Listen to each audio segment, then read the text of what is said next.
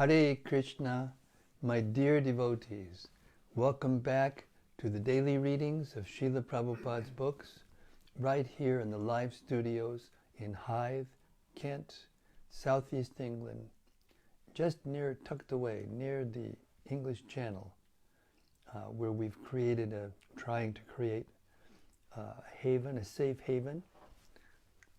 Translation of Hythe in Anglo-Saxon is haven. So we're trying to utilize this haven to distribute transcendental sounds of Srila Prabhupada's books, which are particularly empowered to spread pure Krishna consciousness all over the world. He writes in simple, plain, clear English, but with all the profundity of a poet and a great scholar. He doesn't consider himself a great scholar, but he is. He doesn't consider himself a great writer, but he is. And the proof of the pudding is in the hearing. Hare Krishna.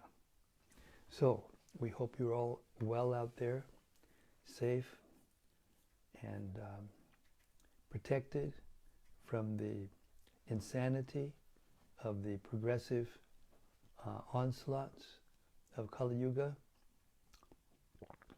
as it tries to cause everyone to forget about Krishna. So we aim to remember Krishna through Srila Prabhupada's mercy and the mercy of his sincere followers. And we begin by reciting the Śrīmad-Bhāgavata Mahima Stotram by Srila Sanatana Goswami. It's from the Sri Krishna Lila Stava, and it's a beautiful 5-verse stotra glorifying the Śrīmad-Bhāgavatam. It goes like this: Sarva Shastra Dipiyusha, Sarva Vedaika Satpala, Sarva Siddhanta Ratnaja, Sarva Lokaika Drikprada. O nectar from the ocean of all scriptures, singular fruit of all the Vedas, rich mine of the precious gems of all conclusive truths, you are the only giver of sight to all the worlds. Sarva Bhagavata Prana, Śrīmad-Bhāgavata Prabho, Kali Dvandoditaditya, Sri Krishna Parivartita.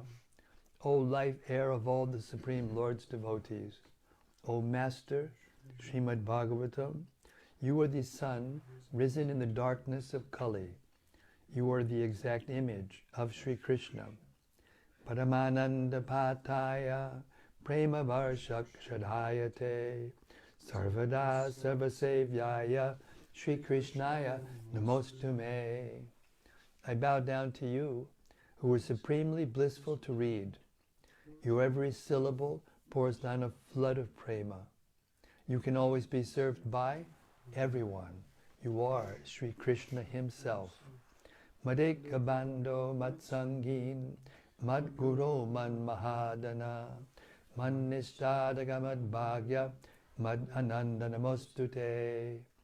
My only friend, my constant companion, my spiritual master, my great wealth, my savior, my good fortune, my source of ecstasy, I bow down to you. Asadu saduta dayin atini chochata kada hanamunchagadachin mam premna rit katayokspura.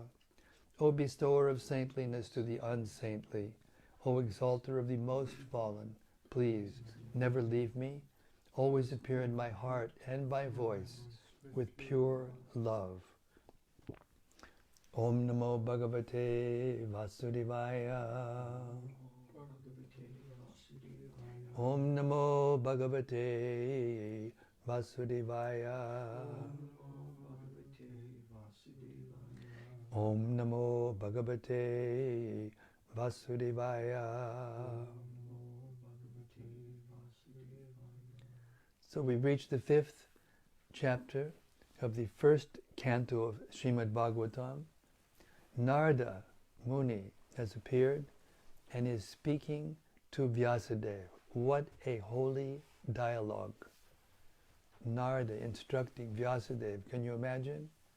Vyāsadeva is the perfect person, literary incarnation of God, and yet even after all of his intense writing and literary work, he's not satisfied. And we're right in the middle of Narada's instructions to Vyāsadeva. So privileged we are to have been given access to the intimate association of these great personalities. And that's what this is. We're beginning with text 19. My dear Vyas, even though a devotee of Lord Krishna sometimes falls down somehow or other, he certainly does not undergo material existence like others, fruity workers and so on. Because a person who has once relished the taste of the lotus feet of the Lord can do nothing but remember that ecstasy again and again. Purport. A devotee of the Lord automatically becomes uninterested in the enchantment of material existence because he is rasagraha, or one who has tasted the sweetness of the lotus feet of Lord Krishna. There are certainly many instances where devotees of the Lord have fallen down due to uncongenial association, just like fruitive workers, who are always prone to degradation. But even though he falls down, a devotee is never to be considered the same as a fallen karmi. A karmi suffers the result of his own fruitive reactions, whereas a devotee is reformed by the chastisement directed by the Lord himself. The sufferings of an orphan and the sufferings of a beloved child of a king are not one and the same. An orphan is really poor because he has no one to take care of him. But a beloved son of a rich man, although he appears to be on the same level as the orphan, is always under the vigilance of his capable father. A devotee of the Lord, due to wrong association, sometimes imitates the fruitive workers. The fruitive workers want to lord it over the material world. Similarly, a neophyte devotee foolishly thinks of accumulating some material power in exchange for devotional service. Such foolish devotees are sometimes put into difficulty by the Lord himself. As a special favor, he may remove all material paraphernalia. By such action, the bewildered devotee is forsaken by all friends and relatives, and so he comes to his senses again by the mercy of the Lord, and is set right to execute his devotional service. In the Bhagavad Gita, it is also said that such fallen devotees are given a chance to take birth in a family of highly qualified brahmanas or in a rich mercantile family. A devotee in such a position is not as fortunate as one who is chastised by the Lord and put into a position seemingly of helplessness. The devotee who becomes helpless by the will of the Lord is more fortunate than those who are born in good families. The fallen devotees born in a good family may forget the lotus feet of the Lord because they are less fortunate. But the devotee who was put into a forlorn condition is more fortunate because he swiftly returns to the lotus feet of the Lord, thinking himself helpless all around. Pure devotional service is so spiritually relishable that a devotee becomes automatically uninterested in material enjoyment. That is the sign of perfection in progressive devotional service. A pure devotee continuously remembers the lotus feet of Lord Sri Krishna and does not forget him even for a moment, not even in exchange for all the opulence of the three worlds. Text 20. Idang hi vishwang bhagavan ivetaro yato jagat stana nirodha sambhavaha taddi swayam vedabhavang statapite pradesha matram bhavatak pradharshitam. The Supreme Lord, Personality of Godhead, is Himself this cosmos, and still He is aloof from it. From Him only has this cosmic manifestation emanated, in Him it rests, and unto Him it enters after annihilation. Your good self knows all about this. I have given only a synopsis. Purport. For a pure devotee, the conception of Mukunda, Lord Sri Krishna, is both personal and impersonal. The impersonal cosmic situation is also Mukunda, because it is the emanation of the energy of Mukunda. For example, a tree is a complete unit, whereas the leaves and the branches of the tree are emanated parts and parcels of the tree. The leaves and branches of the tree are also the tree, but the tree itself is neither the leaves nor the branches.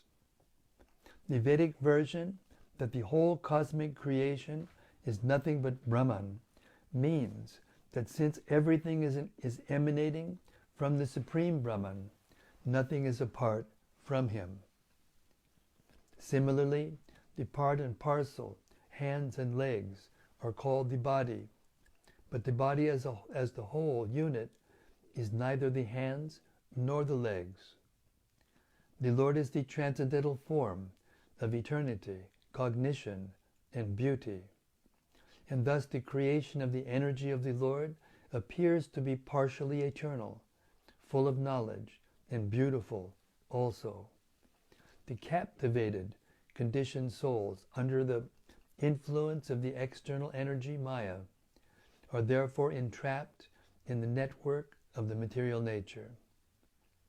They accept this as all in all, for they have no information of the Lord, who is the primeval cause, nor have they information that the parts and parcels of the body, which are detached from the whole body, are no longer the same hands or legs as when attached to the body. Similarly, a godless civilization, detached from the transcendental loving service of the Supreme Personality of Godhead, is just like a detached hand or leg. Such parts and parcels may appear like hands and legs, but they have no efficacy.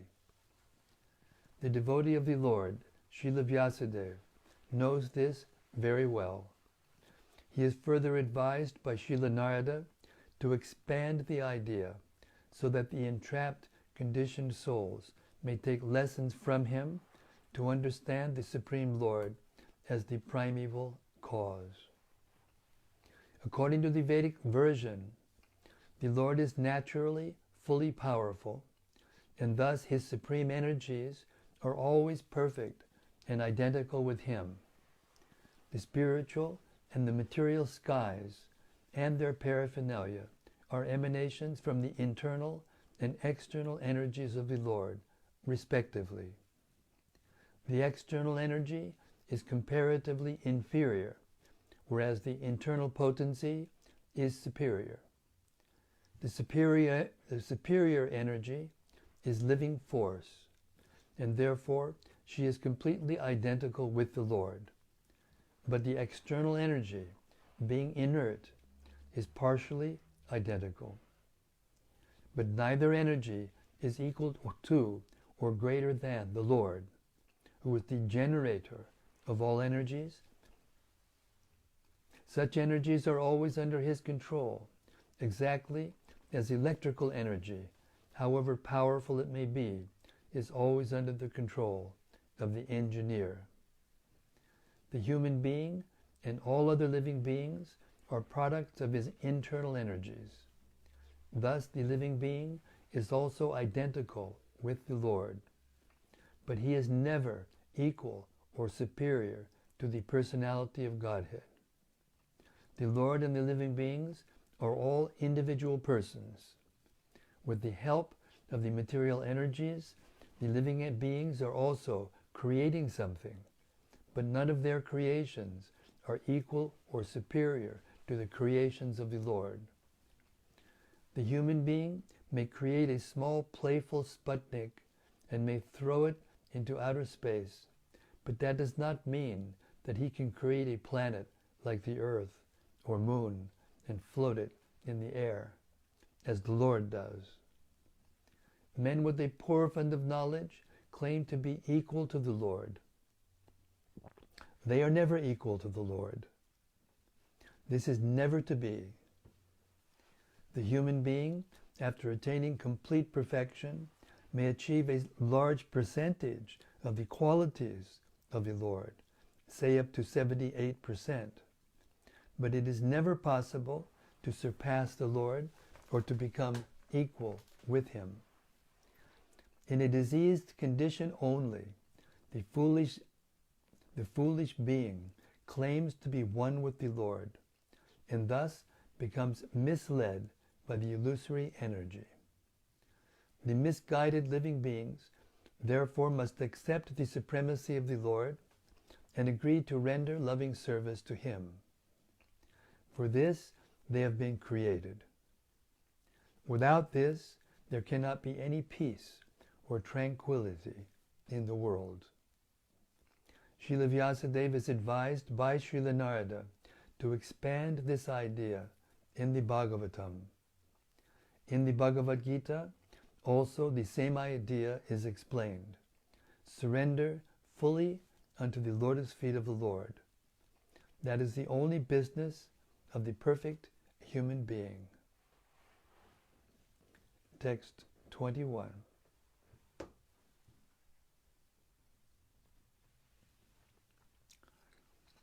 Your goodness has perfect vision. You yourself can know the Supersoul personality of Godhead because you are present as the plenary portion of the Lord. Although you are birthless, you have appeared on this earth for the well-being of all people. Please, therefore, describe the transcendental pastimes of the Supreme Personality of Godhead, Sri Krishna, more vividly. Purport. Srila Vyāsadeva is the empowered, plenary portion incarnation of the Personality of Godhead, Sri Krishna. He descended by his causeless mercy to deliver the fallen souls in the material world. The fallen and forgetful souls are detached from the transcendental loving service of the Lord. The living entities are parts and parcels of the Lord, and they are eternally servitors of the Lord. All the Vedic literatures, therefore, are put into systematic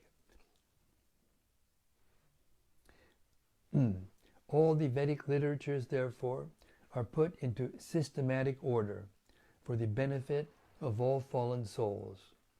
And it is the duty of the fallen souls to take advantage of such literatures and be freed from the bondage of material existence.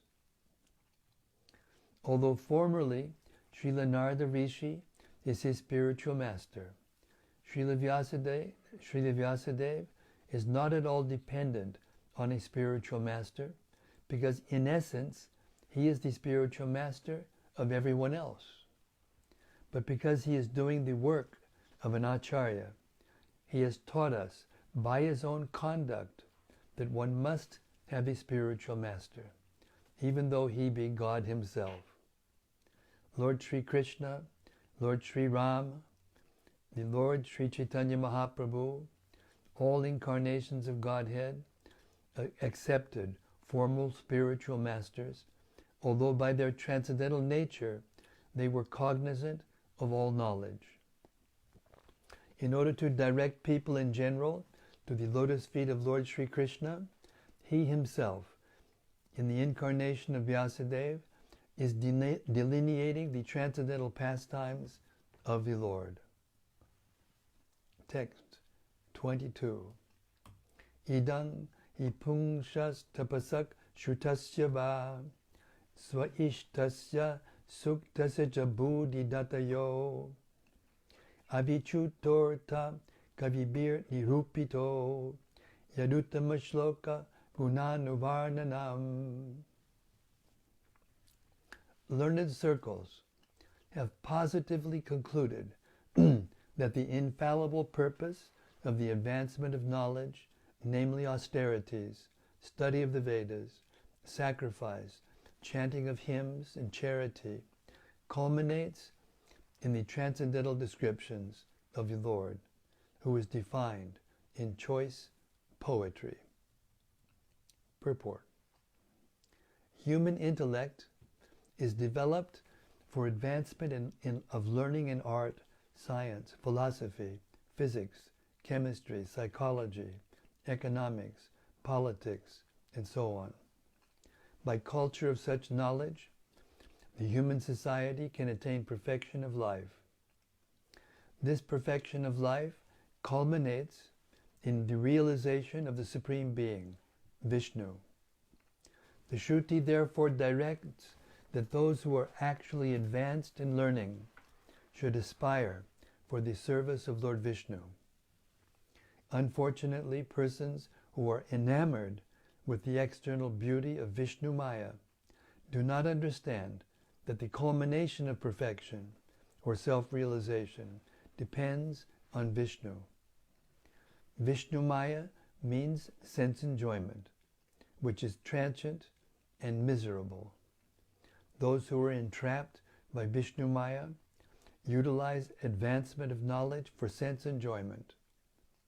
Sri Nārada Muni has explained that all paraphernalia of the cosmic universe are but emanations from the Lord out of his different energies, because the Lord has set it in motion by his inconceivable energy. The actions and reactions of the created manifestation. I'll read that again, that wasn't clear. Sri Nārada Muni has explained that all paraphernalia of the cosmic universe are but emanations from the Lord out of his different energies, because the Lord has set in motion by his inconceivable energy the actions and reactions of the created manifestation. The paraphernalia have come to be out of his energy. They rest on his energy, and after annihilation, they merge into him. None of them, however, are different from him, but at the same time, the Lord is always different from them. When advancement of knowledge is applied in the service of the Lord, the whole process becomes absolute. The personality of Godhead and his transcendental name, form, glory, and so on, are all non-different from him. Therefore, all the sages and devotees of the Lord have recommended that the subject matter of art, science, philosophy, physics, chemistry, psychology, and all other branches of knowledge should be wholly and solely applied in the service of the Lord. Art, literature, poetry, painting, and so on may be used in glorifying the Lord. The fiction writers, poets, and celebrated literateurs the fiction writers, poets, and celebrated literateurs are generally engaged in writing of sensuous subjects. But if they turn towards the service of the Lord, they can describe the transcendental pastimes of the Lord. Valmiki was a great poet, And similarly, Vyāsadeva is a great writer. And both of them have absolutely engaged themselves in delineating the transcendental activities of the Lord, and by doing so, have become immortal. Similarly, science and philosophy also should be applied in the service of the Lord. There is no use presenting dry speculative theories for sense gratification. Philosophy and science should be engaged to establish the glory of the Lord. Advanced people are eager to understand the absolute truth through the medium of science, and therefore a great scientist should endeavor to prove the existence of the Lord on a scientific basis. Similarly, philosophical speculations should be utilized to establish the supreme truth as sentient and all-powerful. Similarly, all other branches of knowledge should always be engaged in the service of the Lord. In the Bhagavad Gita also, the same is affirmed. All knowledge not engaged in the service of the Lord is but nations. Real utilization of advanced knowledge is to establish the glories of the Lord, and that is the real import. Science, art, philosophy, and other similar activities engaged in the service of the Lord are all factually Hari Kirtan, or glorification of the Lord.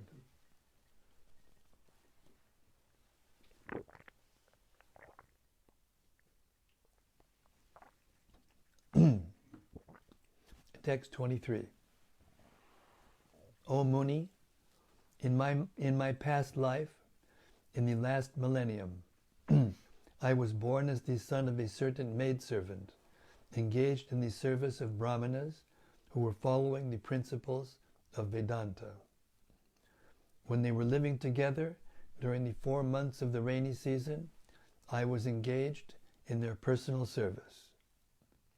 Purport. The wonder of an atmosphere surcharged with devotional service to the Lord is briefly described herein by Sri Nārada Muni. He was the son of the most insignificant parentage. He was not properly educated.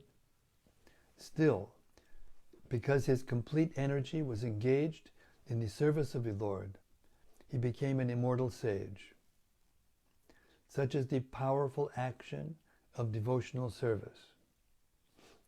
The living entities are the marginal energy of the Lord, and therefore they are meant for being properly utilized in the transcendental loving service of the Lord. When this is not done, one situation is called Maya. Therefore the illusion of Maya is at once dissipated as soon as one's full energy is converted in the service of the Lord, instead of in sense enjoyment. From the personal example of Sri Nārada Muni in his previous birth, it is clear that the service of the Lord begins with the service of the Lord's bona fide servants. The Lord says that the service of his servants is greater than his personal service. Service of the devotee is more valuable than service of the Lord. One should therefore choose a bona fide servant of the Lord, constantly engaged in his service, accept such a servant as the spiritual master, and engage himself in his, the spiritual master's, service. Such a spiritual master is the transparent medium by which to visualize the Lord, who is beyond the conception of the material senses. By service of the bona fide spiritual master, the Lord consents to reveal himself in proportion to the service rendered. Utilization of the human energy in the service of the Lord is the progressive path of salvation. The whole cosmic creation becomes at once identical with the Lord as soon as service in relationship with the Lord is rendered under the guidance of a bona fide spiritual master. The expert spiritual master knows the art of utilizing everything to glorify the Lord, and therefore under his guidance the whole world can be turned into the spiritual abode by the divine grace of the Lord's servant. Srila Prabhupada Ki Jai. Text 24. Although they were impartial by nature, those followers of the Vedanta blessed me with their causeless mercy. As far as I was concerned, I was self-controlled and had no attachment for sports, even though I was a boy. In addition, I was not naughty, and I did not speak more than required. Purport.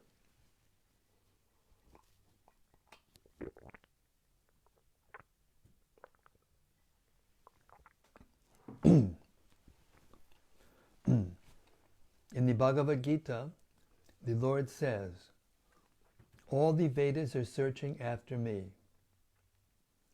Lord Sri Chaitanya says that in the Vedas, the subject matters are only three, namely to establish the relation of the living entities with the personality of Godhead, to perform the relative duties in devotional service, and thus to achieve the ultimate goal, going back to Godhead.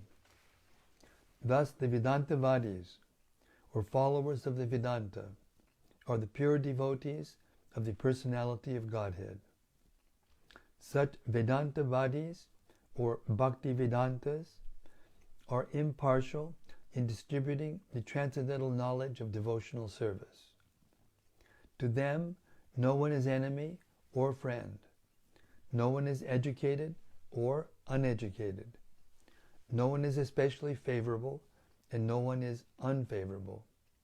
The Bhakti Vedantas see that the people in general are wasting time in false, sensuous things.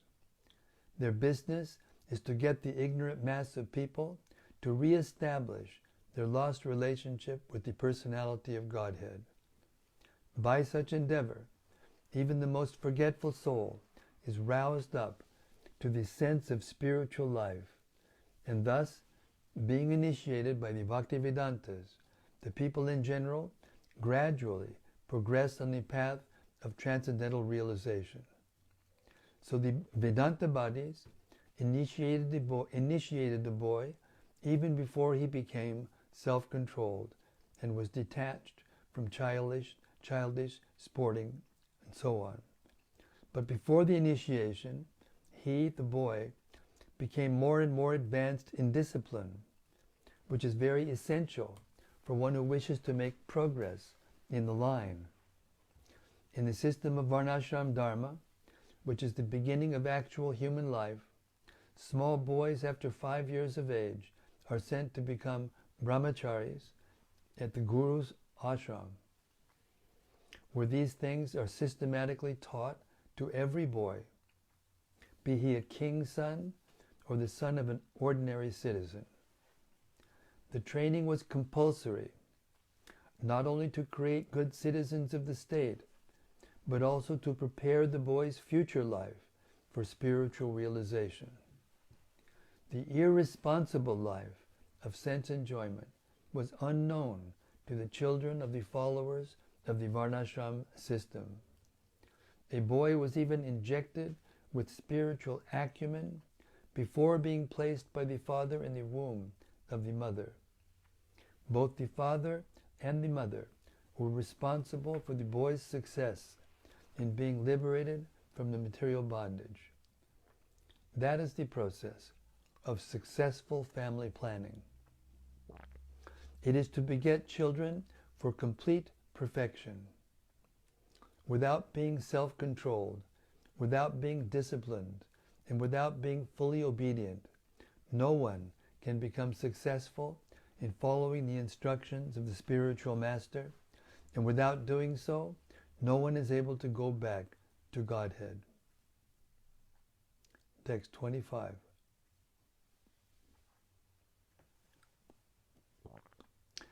Once only, by their permission, I took the remnants of their food, and by so doing all my sins were at once eradicated. Thus being engaged, I became purified in heart, and at that time the very nature of the transcendentalist became attractive to me. Purport. Pure devotion is as much infectious, in a good sense, as infectious diseases. There you go. Pure devotion is as much infectious, in a good sense, as infectious diseases. A pure devotee is cleared from all kinds of sins. The personality of Godhead is the purest entity, and unless one is equally pure from the infection of material qualities, one cannot become a pure devotee of the Lord. The Bhaktivedāntas, as above mentioned, were pure devotees, and the boy became infected with their qualities of purity by their association. And by eating once the remnants of foodstuff taken by them. Such remnants may be taken even without permission of the pure devotees. There are sometimes pseudo-devotees, and one should be very much cautious about them. There are many things which hinder one from entering devotional service, but by the association of pure devotees, all these obstacles are removed. The neophyte devotee becomes practically enriched with the transcendental qualities of the pure devotee, which means attraction for the personality of Godhead's name, fame, quality, pastimes, and so on.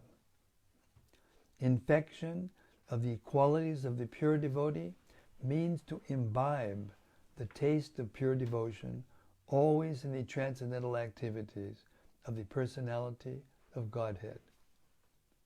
This transcendental taste at once makes all material things distasteful. Therefore, a pure devotee is not at all attracted by material activities. After the elimination of all sins or obstacles on the path of devotional service, one can become attracted. One can have steadiness. One can have perfect taste. One can have transcendental emotions. And at last, one can be situated on the plane of loving service of the Lord. All these stages develop by the association of pure devotees, and that is the purport of this stanza. Text 26.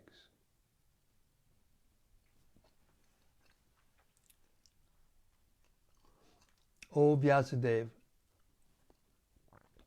in that association, and by the mercy of those great Vedantists, I could hear them describe the attractive activities of Lord Krishna. And thus I listened attentively. And thus, as I listened attentively, my taste for hearing of the personality of Godhead increased at every step. Purport. Lord Sri Krishna, the absolute personality of Godhead, is attractive not only in his personal features, but also in his transcendental activities. It is so because the Absolute is absolute by his name, fame, form, pastimes, entourage, paraphernalia, and so on.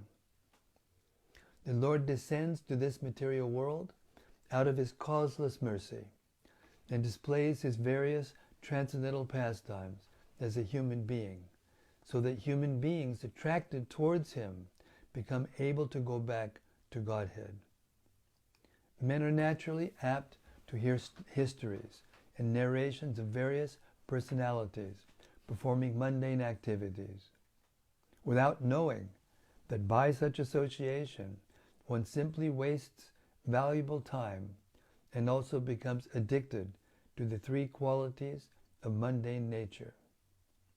Instead of wasting time, one can get spiritual success by turning his attention to the transcendental pastimes of the Lord. By hearing the narration of the pastimes of the Lord, one contacts directly the personality of Godhead. And as explained before, when one hears about the personality of Godhead, all accumulated sins of the mundane creature are cleared from within. Thus, being cleared of all sins, the hearer gradually becomes liberated from mundane association and becomes attracted to the features of the Lord. Nārada Muni has just explained this by his personal experience. The whole idea is that by simply hearing about the Lord's pastimes, one can become one of the associates of the Lord. Let me read that again. The whole idea is that by simply hearing about the Lord's pastimes, one can become one of the associates of the Lord. Nārada Muni has eternal life, unlimited knowledge, and unfathomed bliss, and he can travel all over the material and spiritual worlds without restriction. One can attain to the highest perfection of life simply by attentive hearing of the transcendental pastimes of the Lord from the right sources, such as Sri Nārada heard them from the pure devotees, Bhaktivedāntas, in his previous life. This process of hearing in the association of the devotees is especially recommended in this age of quarrel, Kali. And believe it or not, it's 7:47. Hare Krishna. My, how time flies when you're having a great time. Hare Krishna. So we'll stop our reading today, and tomorrow we'll begin from text 27 as Nārada Muni continues to tell us his own story. Hare Krishna.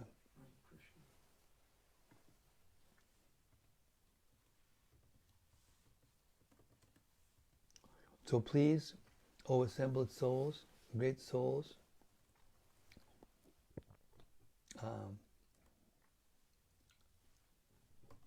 bless us with your reflections.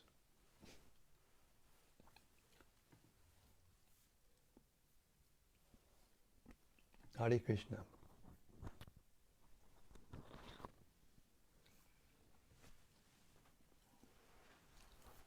First is from Rati Manjari. Hare Krishna, Rati, first up the block. She says, Jai Guru Maharaj, best start of my weekend. Oh yes.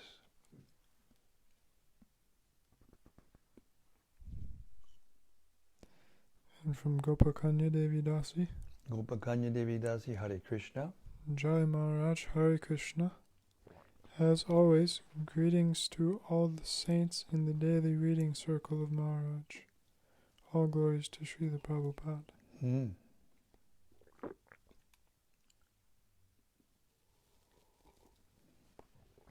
Well, we just heard how important it is to hear in the circle of devotees who like to hear. So there you have it.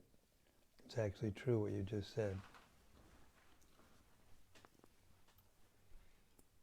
And Shraddhanjali.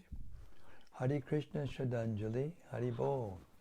Hare Krishna, please accept my humble obeisances. All glories to Srila Jai, Prabhupada. all glories to His Divine Grace, Srila Prabhupada. Hare Bol.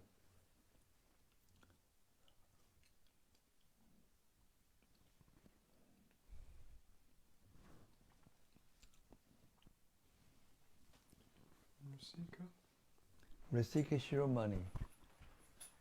Das Vanachari, I guess. Whatever he is. Hare Krishna. Thank you, Guru Maharaj, once again. Hare Krishna. I'm relishing this simple point that was made in Prabhupada's purports that a taste for hearing comes from hearing.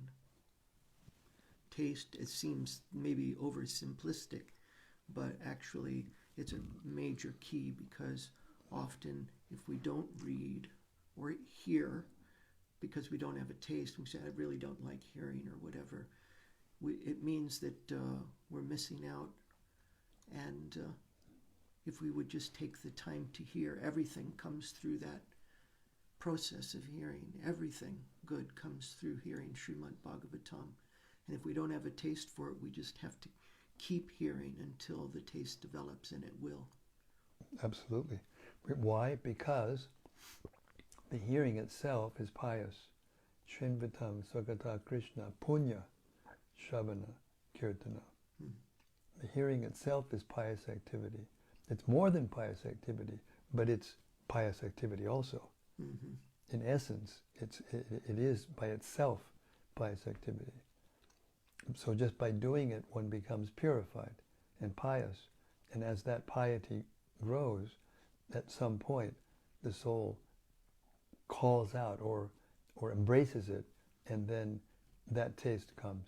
But the taste that we're talking about here is not an ordinary taste. A taste, the real taste is that as soon as you hear the name or hear the sound, your mind goes there immediately. There's no possibility of it going here and there and everywhere. One whose mind goes here, there, and everywhere doesn't have a taste yet. So that taste is very special. It's not just liking something. Hare Krishna. It's actually, the awakening of attraction for Krishna. And once one is attracted to Krishna by this hearing, then one becomes eligible for the higher states of devotional service. Hare Krishna. Hare Krishna. Thank you.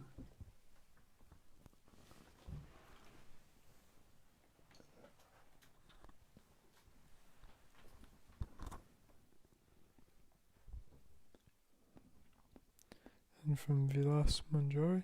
Hare Krishna Vilas Manjari. Simply by hearing about the Lord, one can become an associate of the Lord. It is so sublime and simple and sublime. I think we can all feel the tangible transformation that takes place by regular hearing. Thank you so much, Maharaj, for facilitating this regular hearing. Yes, and I when I heard that, I also reflected on that when I heard it, when I was reading it. And it means that, hearing from the authorized source, the pastimes of the Lord, means associating with the Lord. In other words, hearing about the Lord, because hearing about the Lord is not different than the Lord. You are associating with the Lord by doing it. Therefore, you can become an associate of the Lord by hearing about the Lord. Hare Krishna.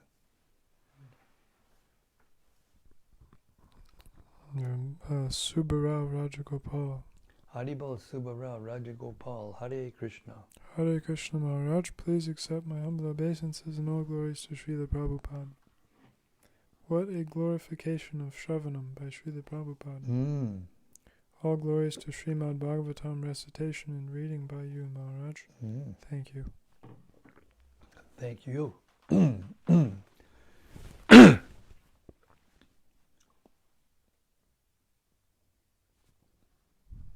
And from Amara Devi Dasi. Hare Krishna Amara Devi Dasi. Hare Krishna, Maharaj. Please accept my humble obeisances. All glories to Srila Prabhupada. Was it the service of Bhaktivedantas that Nārada Muni got so elevated? Became so elevated? Yes. That is the potency of associating with the elevated pure devotees of the Lord.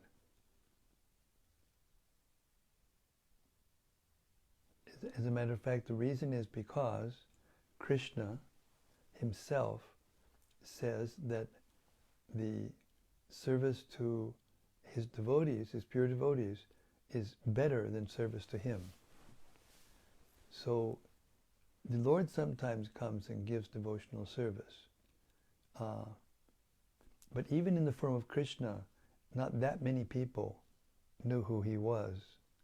He didn't give pure love for himself to just anybody or anyone who saw him, although everybody could see him. And obviously, they made rapid spiritual advancement. But when he came in the form of Lord Chaitanya, in the mood of Radharani, then he gave pure love for himself freely to everyone, whether they were qualified or not. He demanded in his form of Krishna that one surrender unto him only, and then he would give himself. But Lord Chaitanya is not requiring that. He's giving love of Krishna to everyone.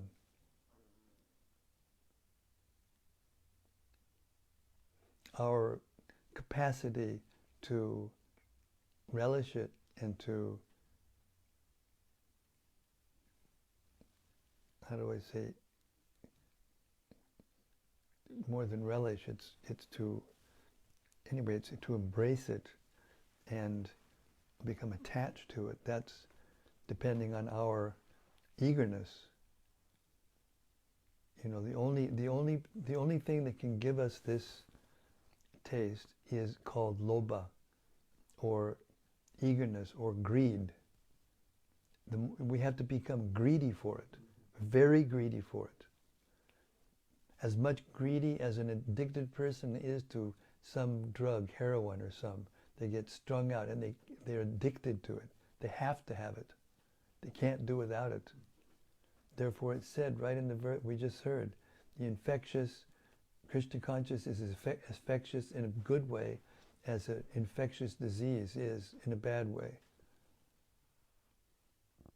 Therefore it's so important to stay in the association of pure devotees. And that doesn't mean that everybody in our movement is a pure devotee, but it does mean those who are initiated and taken their vow, and even for some time followed that vow strictly, they become permanently changed. And as we heard from Nārada Muni, even if they fall down due to being worldly minded or too weak or whatever, they never become an ordinary materialist again, because they can't forget that taste. It's so powerful.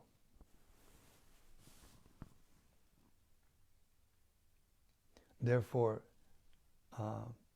as we hear Rupa Goswami, as he's glorifying the holy name of the Lord, by Sanatana Goswami, in the prayers that we say every day, recite every day, that this is the Bhagavatam is the bestower of saintliness to the unsaintly, and the exalter of the most fallen. So there's no excuse. You may think you're most fallen, but if you read this Bhagavatam, hear the Bhagavatam seriously, then you will become elevated. Nothing else can happen. Hare Krishna.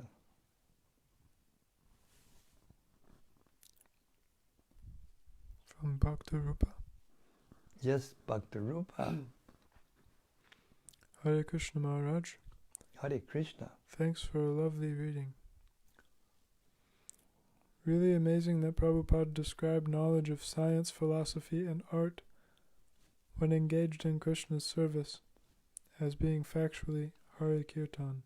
Yeah, that's very, very fabulous. Gauranga Gopal got an amazing art book as his marathon prize. Huh?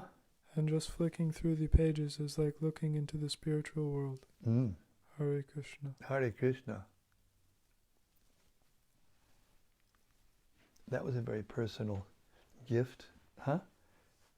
He's the one who gave me my butterfly over Prabhupada. Hare Krishna. Artist. It's from Daitari Hari. Daitari Hari Hare Krishna. Hare Krishna Maharaj, thanks again for reading tonight. There were so many nice things and interesting points that stood out tonight. One thing that stood out was the last thing we read on the point of when we simply attentively hear about the pastimes of the Lord, we can realize our spiritual identity. how fundamental is attentiveness to our success in everything we do in devotional service. Yeah, and it's a universal principle. It shouldn't be like a great mystery, because Prabhupada told us that attentiveness to the detail is a symptom of the degree of one's seriousness. If you're serious about doing what you're doing, then you're attentive while you do it. And you become expert at that thing, no matter what it is. So the more we hear attentively means hear seriously. And cultivate the eagerness, cultivate the intense desire to be with Krishna, to rejoin Krishna in the spiritual world. Krishna is attracted to that. See, this isn't a mechanical process. It doesn't depend on some, innate mind or intelligence. It's a reciprocation of the supreme sentient being with the individual sentient being. We have to learn the art, and we learn that art from the pure devotees of Krishna, because they know how to please Krishna. And they are pleasing to Krishna. And therefore, if we hang out with them, then we will also become pleasing to Krishna. Just like Amoga, the son-in-law of Sarvabhauma Bhattacharya, he was blaspheming Lord Chaitanya, and he became, the reaction he got from that offense was that he got cholera or some disease, and he was actually dying. And when Lord Chaitanya heard about it, he immediately came to where he was laying down, and he put his hand on his chest, and he says, Amoga, you're a Brahmana, how have you allowed this, negative energy to come into your heart? And then he cured him immediately. And he told him, I'm doing this because I have affection for you. And the reason is because you're a relative of Sarvabhauma Bhattacharya. So if we somehow or other become dear to someone who is that dear, then Lord Chaitanya will come and deliver. It's just the way it is. Hare Krishna.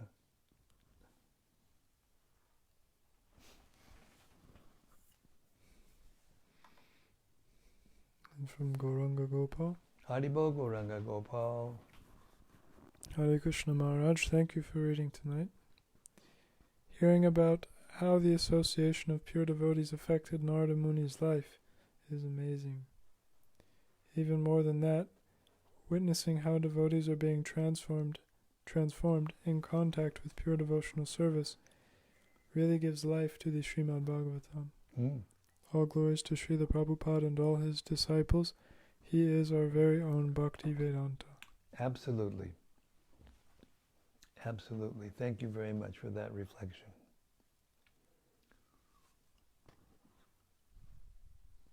And from Rati Manjari. Haribo Rati. Dear Guru Maharaj, please accept my humble obeisances. Tonight we heard the start of the transcendental story of Sri Nārada. I especially liked Srila Prabhupada's descriptions on the nature of the Bhakti Vedantas, that they have no material conceptions about any living entity. It reminds me of the nature of Srila Prabhupada himself, coming to the degraded people of the West and giving us the highest gift, irrespective of our backgrounds. It also reminded me of book distribution, how the real nectar starts flowing when one does no longer discriminate between whom one approaches, but just goes to anyone and everyone. Yes, that's a wonderful point. Thank you for that reflection. And I want you to note that, the devotees who are full-time book distributors from Wales, when they get on the reading, what they do all, very regularly, their reflections, are very deep. They're very deep, and they're very, very nice. And we get that by the mercy of Lord Chaitanya, by just trying sincerely to give Krishna to others. And Rati, you're doing that also. Hare Krishna. From Anandamurti Devidasi. Hare Krishna Anandamurti. Dear Guru Maharaj and all assembled devotees, please accept my humble obeisances. All glories to Srila Prabhupada. This transcendental knowledge is coming from Nārada and Vyas, and even Narada Muni heard the Vedas from the Bhaktivedantists. It is so important to hear carefully. Thank you so much. Hare Krishna, thank you for being serious about hearing and hearing every night with us and distributing Srila Prabhupada's books every day. Hare Krishna. Yesterday I distributed Bhagavad Gita on the street after job, and I felt I was very much satisfied with my usage of my day. Yes. And thought, this is what to do. Yes. I am now busy proofreading for publishing the Śrīmad-Bhāgavatam in Japanese. Hare Krishna. But at the same time, I want to continue distributing books regularly. Absolutely. Thank you very much for inspiring all of us, Anandamurti. Thank you. Hare Krishna.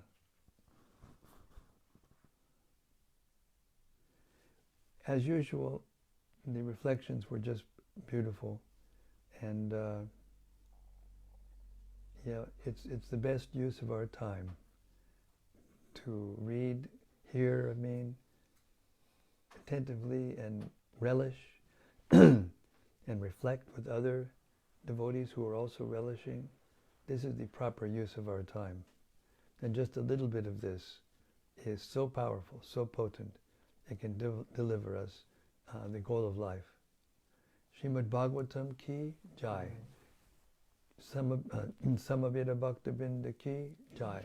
Gaur Premanandi. See you tomorrow night, same time, same place, same topic. The expanding glories and sweetness and opulence of the Supreme Personality of Godhead, Sri Krishna. Haribol.